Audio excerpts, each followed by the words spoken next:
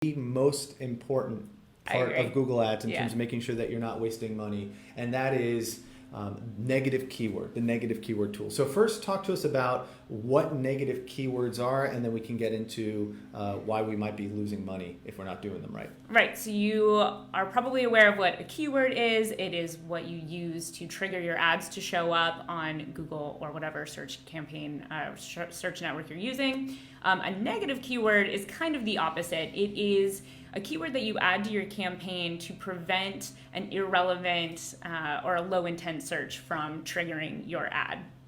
So a really generic example, if we were a shoe store and we wanted to bid on red sneakers, but we don't want to bid on red sneaker laces because we don't sell laces, we just sell the shoes. Mm-hmm. We would add laces as the negative keyword. And so that's going to prevent our ads from showing up for the laces searches. Okay, makes sense. So why do campaigns risk losing so much money if they haven't identified these negative keywords in their targeting? So it's the easiest way to just spend money on irrelevant searches. So you're going to want to go through your search terms report. You can do that in Google Ads or in Analytics. Review all the searches that have been triggering your ads, and then call out all of the junk. We say junk. Yeah. Because if it's not high intent and it's not super relevant, you don't want to spend money on that click.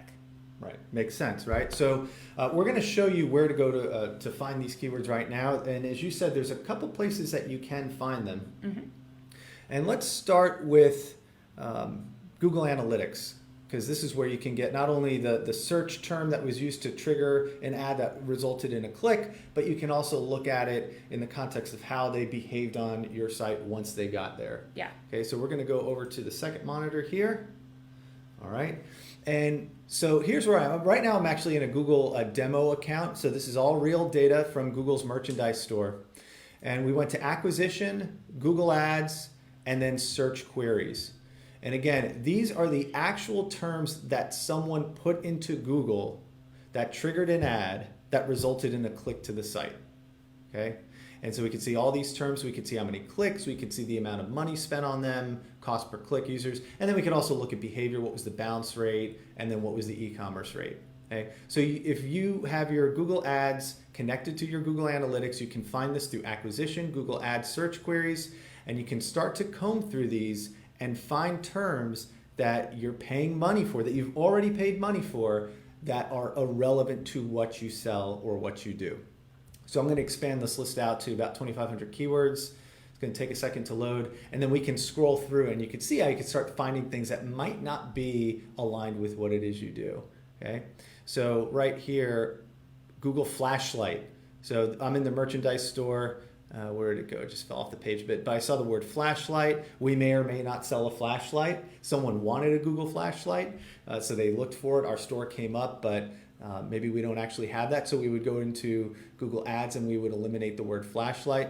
So I go all the way down here. I see a lot of stuff around YouTube, Waze, because Waze is owned by Google. Maybe we don't have Waze, but Google matched us against that. For some reason. So you just go down here and you start pulling the stuff out. And when we do this with clients, some of these we can figure out on our own. It's obvious enough if what they sell is really straightforward. But when we get into more complex businesses who have very, who work in a very specific niche, and there's a lot of terminology that maybe we're not as familiar with, what we like to do is we like to export this, bring it to the client, and say, let's go through these individually, because some of these look good to us, but maybe you know something more about this that would say, hey, this person actually is not what we do, but they're looking for something our distributor offers or something along those lines. It's always best when we work together, when we collaborate on this list, because it can spark different ideas between us and the client too. And it can vary from client to client. So we also don't want to assume that something is a negative keyword when maybe, in a credit union example, mm-hmm. If normally we weed out poor credit searches, but maybe that credit union is kind of interested in that segment of audience, we wouldn't know unless we brought it up from that search terms report. All right, that's a great example. So let's go over to how you add these within Google Ads yourself. So we're over here in the interface now. We pulled up this dummy account that we had created for ourselves for Web Strategies.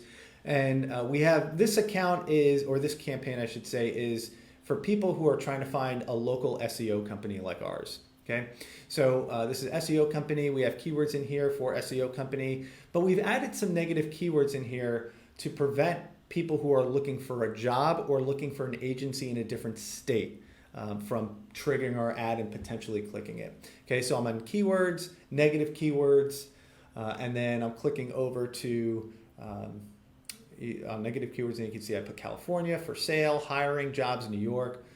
In a good example, in a real life example, this would be a very, very lengthy list. Yes. Right? Yeah. I don't start a new campaign unless we have 150 or so negative keywords right off the bat, because we already know that there's plenty of stuff that we can make sure that we're not showing up for. Yeah. So this is not a one-time thing either. That's a really important point, Yes. right? This is something, I mean, in the beginning, you come into a campaign, you can immediately exclude a lot of stuff, but then from there, you should be looking at that search term report in Google Analytics on a regular basis. Google Ads has one as well that you can, it's right next to the negative keyword tab, and it'll give you that data as well to continue to comb through that, because there will be new irrelevant junk searches that pop up every now and then, and you want to grab those. You want to make sure you don't end up paying for that click later on down the road. Yep.